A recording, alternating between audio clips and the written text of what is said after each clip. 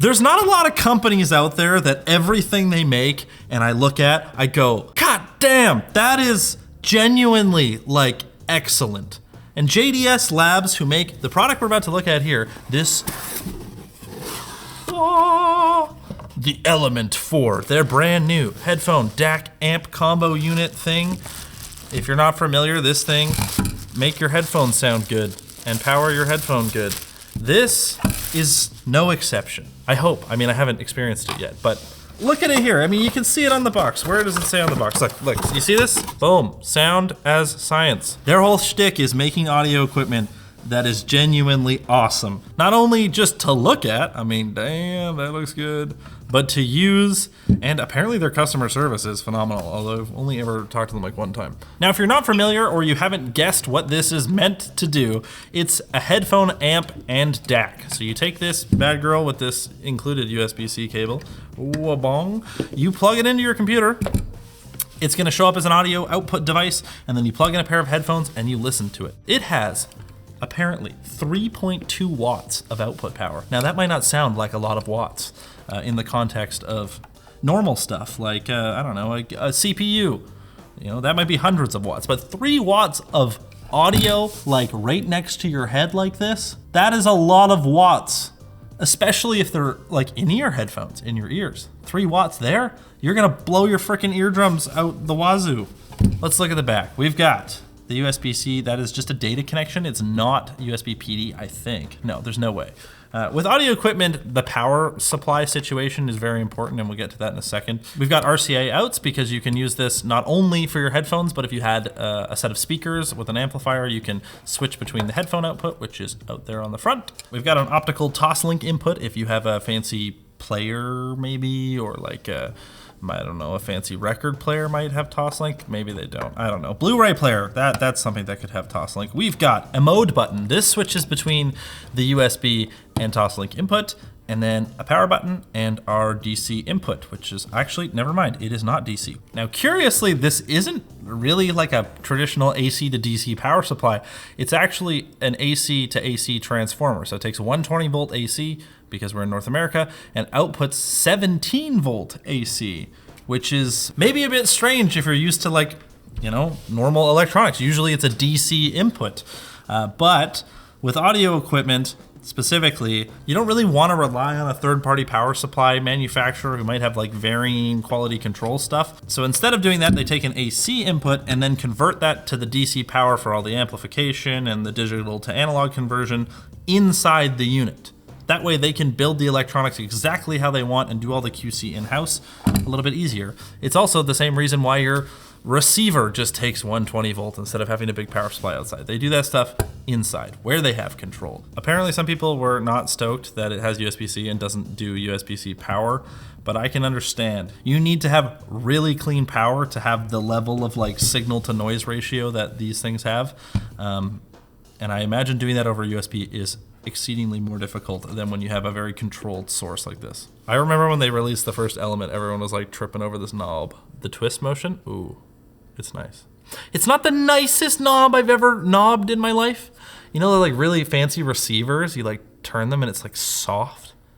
Like it's not soft, but I feel like there's an inconsistent resistance a little bit. It's a good knob. I mean, in the knobless world we live in, the bar is very low, and I would happily accept this knob. I would knob this knob regularly. I think the kind of weird feel that I'm getting from it actually might make sense because it allows you to be like a little bit more precise. Like it stops. Now by default, when you click the knob, it switches between the 1/4 inch headphone output on the front using the headphone amp and the RCA outputs here. So if you have a set of speakers with a separate amp, you just go boom, now I'm speakers, boom, now I'm headphone. Really nice feature. There's also an OLED screen. You see that? Look, it's our sponsor.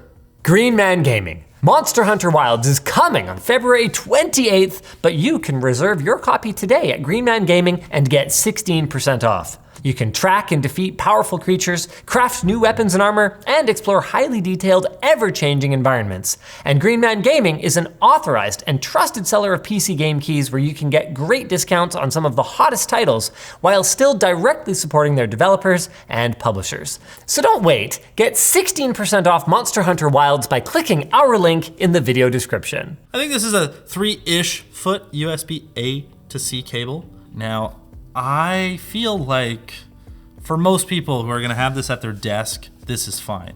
But if you rock a laptop, especially a MacBook like I was planning to plug into this, that's a problem. Do I have a dongle? Ain't no way, it's almost like I use a MacBook. I'm used to this. Look at that, baby.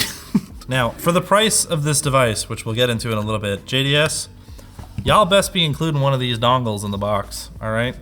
All right. For test listening, we've got the Sennheiser/Drop HD8XX headphones. These are like a slightly costed down version of the HD800S, which is the headphones I have at home. So this is perfect. I guess while we're here, we can talk a little bit about the nerdy stuff for the nerds. This has, the screen has Gorilla Glass. That's random, but I like it. The big new thing with this is the parametric EQ. It has a 10-band EQ, which is super cool, but you don't have to run software on it. What it is a tool that runs in your web browser, like a website, and then when you connect your amp to the website, it flashes the settings, whatever you set, to the device over basically a USB serial connection.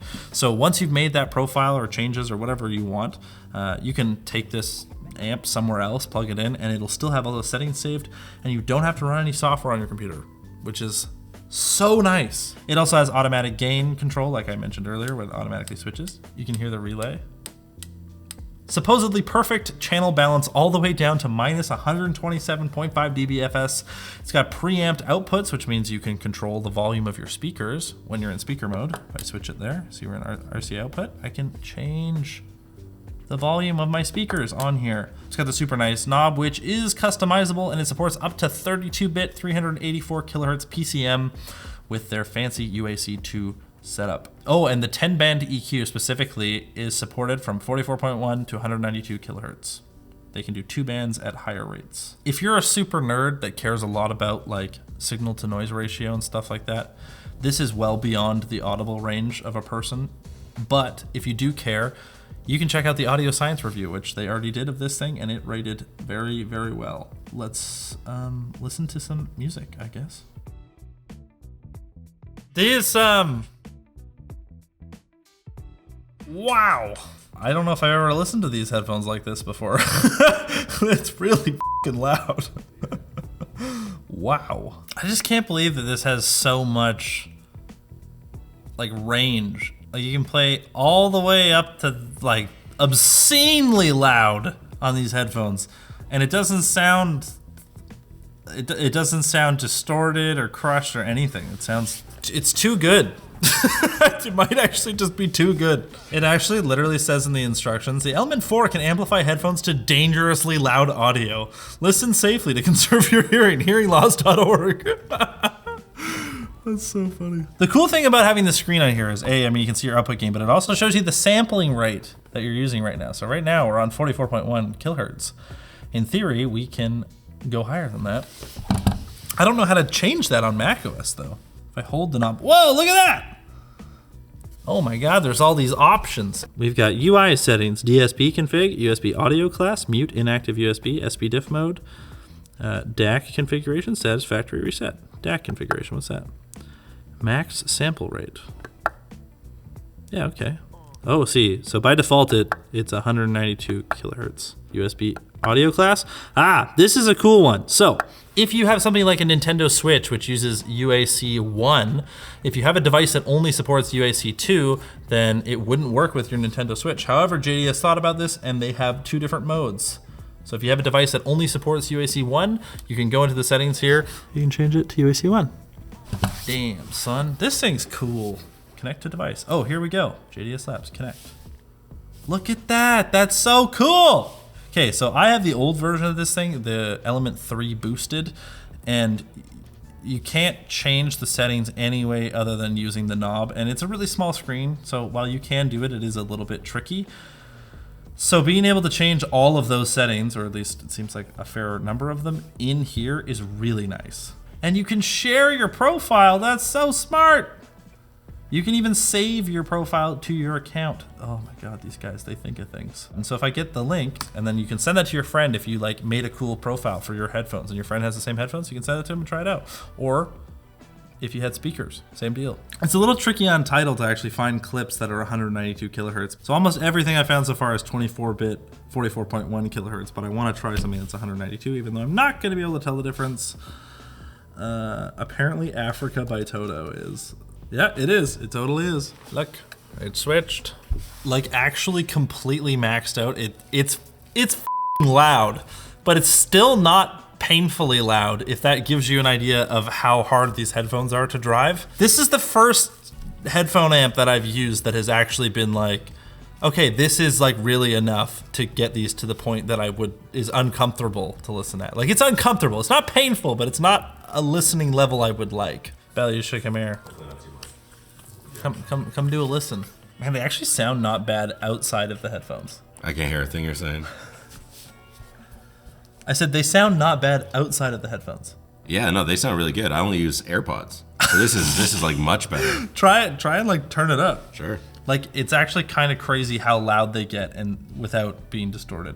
That is a good knob, by the way. Wow, that's crazy. It's really it sounds loud. Just as good, but loud. Yeah. There's a really cool piece of software called SonarWorks Sound ID. They basically do pre-made calibration profiles for headphones to try to get them to be flatter, which not always the best for everyone, but for a creator or like somebody who's doing audio mastering, if you can make your headphones flatter, that's good. The nice thing about it is for these headphones specifically, or the HD800s, which is what these are based off of, they're a little spicy in the high end, and there's a little bit of bass lacking, one might say.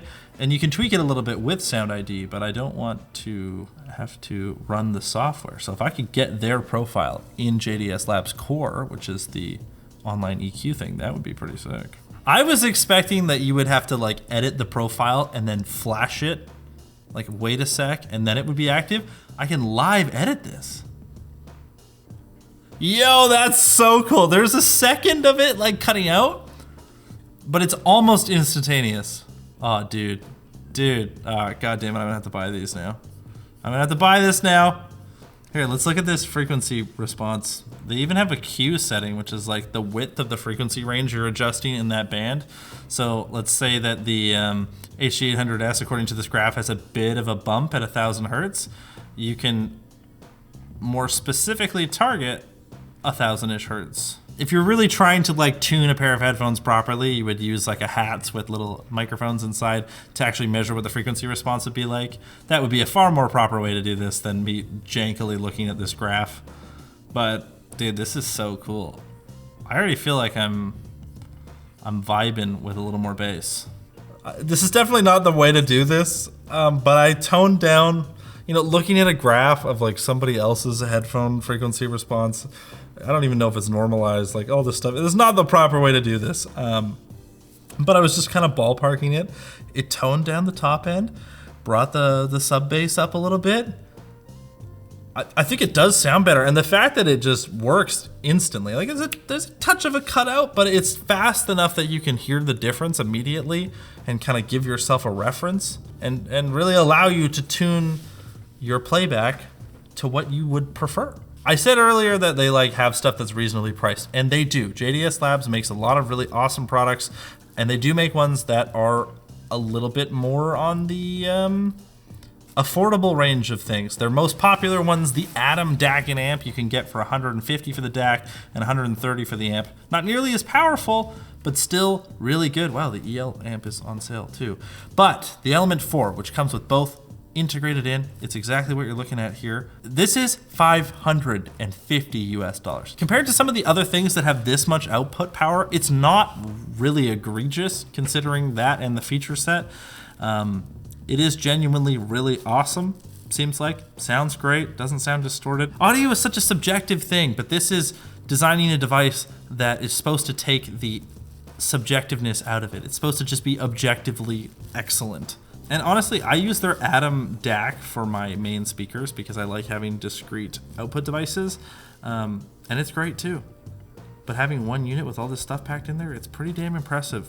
It's not cheap, but if you have expensive headphones and you care about your audio sounding like it's supposed to sound like, and you like being able to EQ like I just showed you without running software, this might be a very good option for you, assuming you can stomach the cost. It's a premium product, and it's not trying to hide that, but my God, is it ever good. You know what else is good? Me. At asking you to hit subscribe and hit the like button and listening to music. I'm just gonna do this a little bit more.